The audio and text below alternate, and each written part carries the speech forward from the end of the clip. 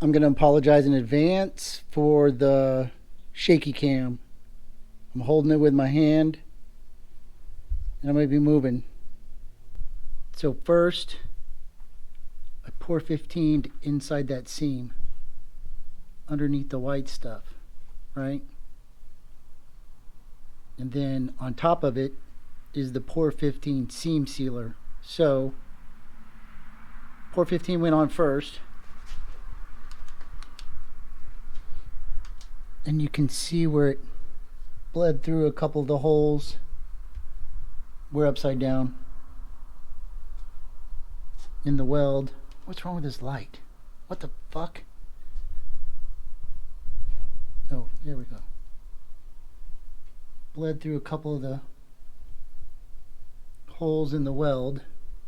And then I painted the inside patch panel I put on, and then put POR-15 on that to seal up any more gaps.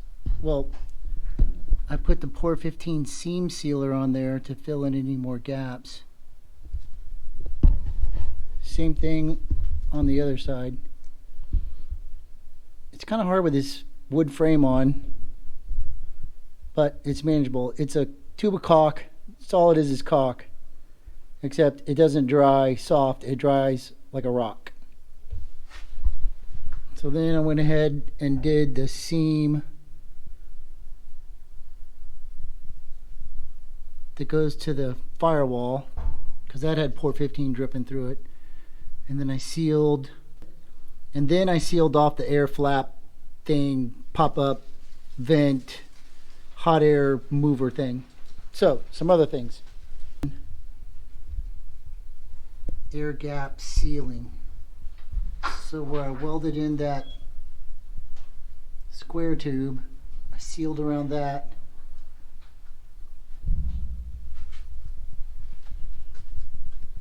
And then I sealed in where the two pieces come together. And then along the edge over there. And then all along the inside here. Now, this was my patch panel, so that's been sealed. You're going to have to worry about this, so pay attention.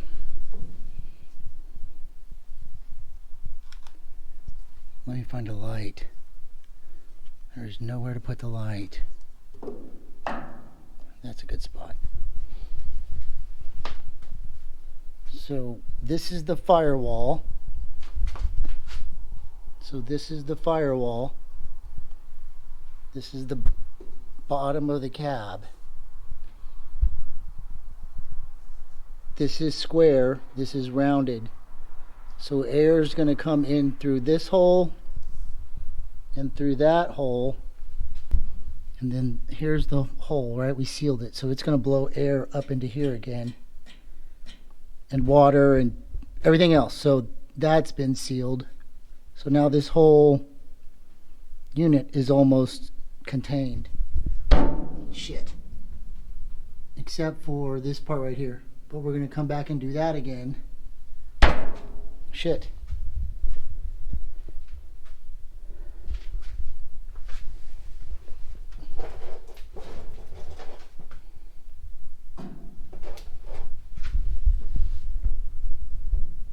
And then the same thing on the other side. So this is the firewall. This is the floor. You can see how big that thing is. It's, well, the size of my thumb.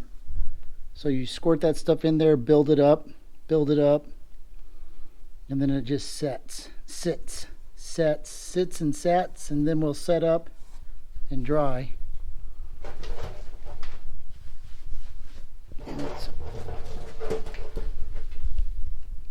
So it goes all the way across. So if you're running a, I'm going to show you where we're at. So we're underneath the cab, right? This is where your wooden block was. So the wooden block goes in there. I removed it and reinforced it with 1-inch tube.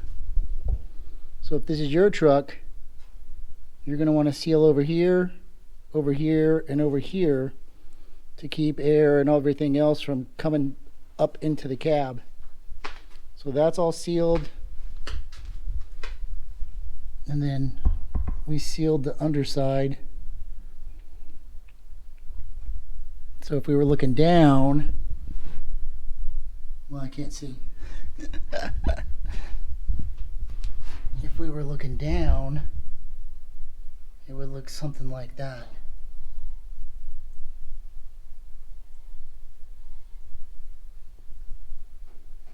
So I used the seam sealer instead of trying to weld that up.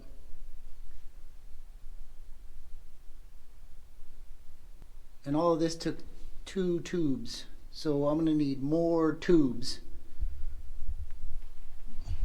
And then at the same time, now we're looking at the back of the cab, right? It's flipped on its head.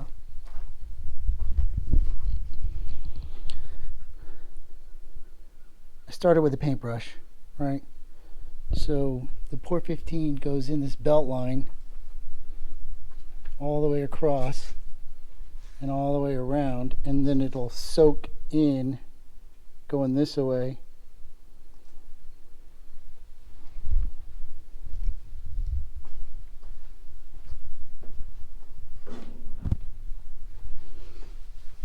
And then the only place you can see right here where it came through to the inside of the cab.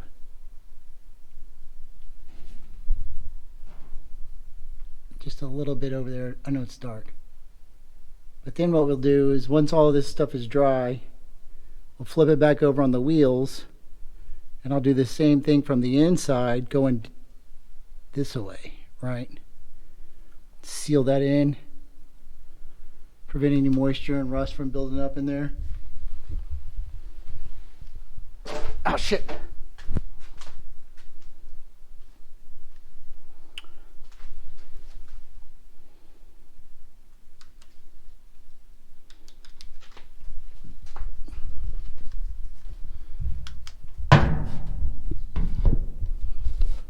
So this stuff's pretty thick. It's just like spreading caulk.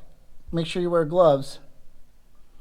And then according to the instructions, it takes 4 to 6 hours to set up, and then up to 96 hours to dry, depending on how thick you put it on. So